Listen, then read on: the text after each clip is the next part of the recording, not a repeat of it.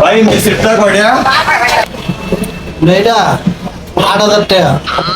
ওই মিয়া ৮,০০০ টাকা হচ্ছে ভালো। আমি একটা গরু কিনে ৮,০০০ টাকার ঘাস খাইলে ৮,০০০ টাকা দুধ দিব। আপনি ভাতের মেশিনের ভিতরে ভাত তরকারি ছাড়া আর কি রাখুন যাইব? ধরো মিয়া, আপনি কি মেসি কিনতে আসেন না গরু কিনতে আসেন, কোনটা? দেখতে তো মুক্ত মুক্ত মনে হয়। এটা কি কাঠ দিয়ে বানানো? এই মেসিটা সেগুন কাঠের, ঠিক আছে?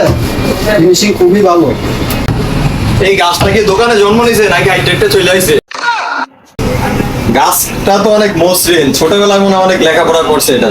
ভাই আমরা কি রাখবো, একটু তাড়াতাড়ি করুন, ঠিক আছে? আমার অনেক কাজ আছে। ক্যাবিনেটটা তো খুব বড় সড়ো সুন্দর। এই ক্যাবিনেটের ভিতরে মনে হয় গোটা একটা পরিবার বসবাস করতে পারবো। এটার ভিতরে যদি গোটা একটা পরিবার বসবাস করে তাইলে কি বাড়ি ভাড়া দেওয়া লাগবে? হ্যাঁ মিয়া, আপনি কেন ক্যাবিনেট কিনতে আসেন নাকি বাড়ি ভাড়া লইতে আসেন? যান মিয়া, দোকান থেকে বাইরন।